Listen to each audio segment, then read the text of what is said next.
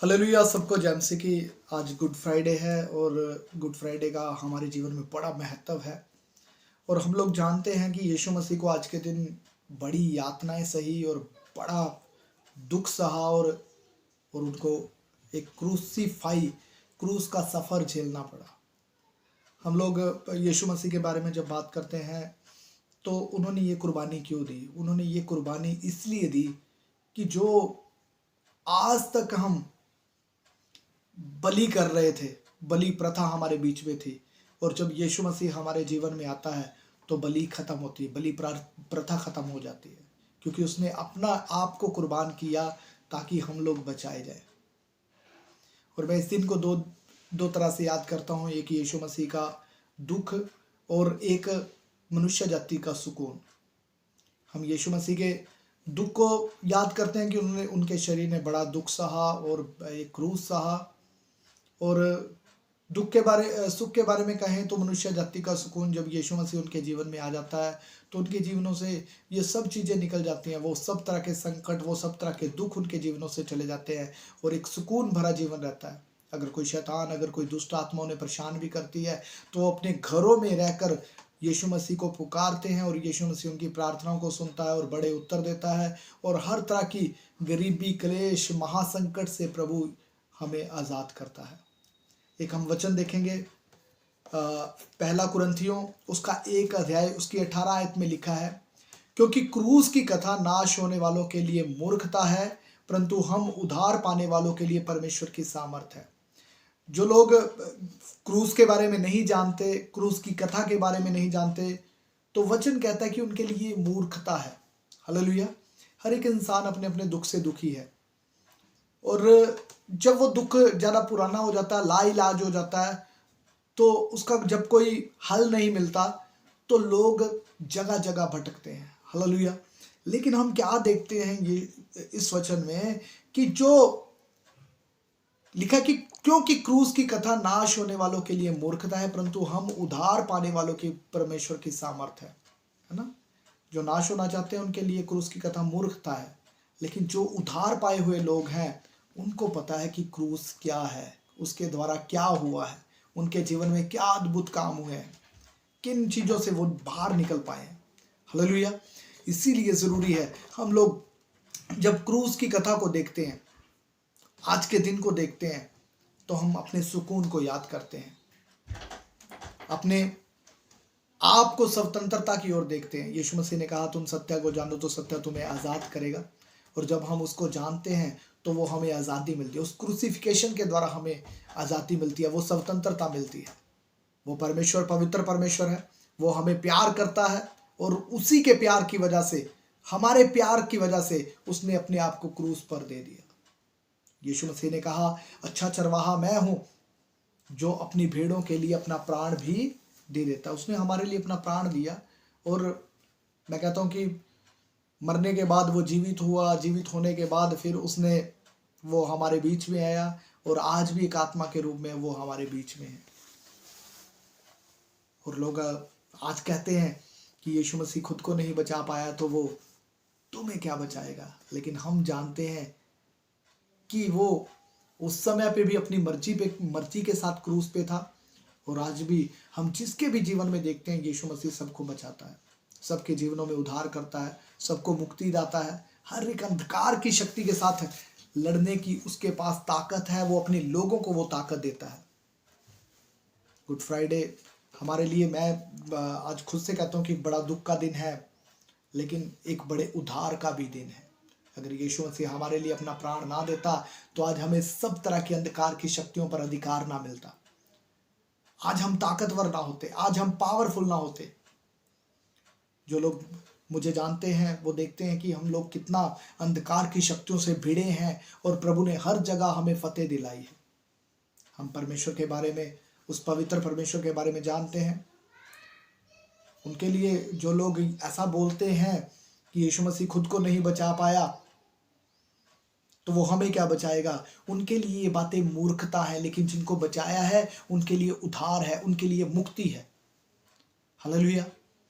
यीशु मसीह ने क्रूस सहा तो सिर्फ हमारे लिए सहा। सब लोग एक मूवी जरूर देखिएगा, पैशन ऑफ द क्राइस्ट, ये मूवी आप जरूर देखिएगा और अपने फ़ोन्स पे, मोबाइल पे, नेट पे देख सकते हैं आप लोग। ये मूवी देखिएगा कि मतलब कितना दुख उन्होंने सहा हमारे लिए, कितना कष्ट उन्होंने सहा, हर एक इंसान के लिए सहा उसने। ऐसा कोई धरती पर इंसान नहीं है आज जो भी यीशु मसीह को पुकारता है, चाहे वो जितनी मर्जी परेशानी में क्यों ना हो, मुसीबत में क्यों ना हो, जितने मर्जी दुख में क्यों ना हो, तो परमेश्वर उसकी बात को सुनता है, उससे उत्तर देता है। हम बड़ी बड़ी गवाहियों को, बड़ी बड़ी चीज़ों को अपने जीवन में देखते हैं।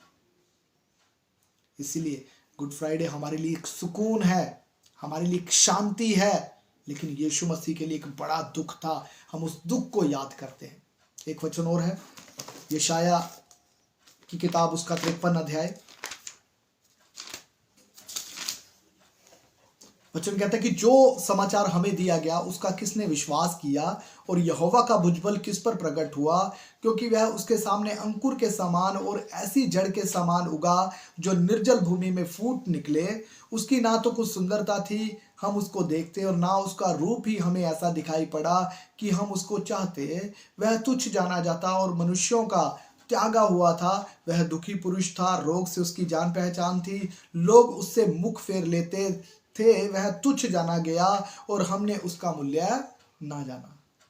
आज जो जो लोग उसका मूल्य जान रहे हैं उनके जीवन बदल रहे हैं, उनके जीवन चेंज हो रहे हैं। लेकिन जिन लोगों ने उसका मूल्य नहीं जाना वो नाश हो रहे हैं, मरने के बाद भी वो नाश है।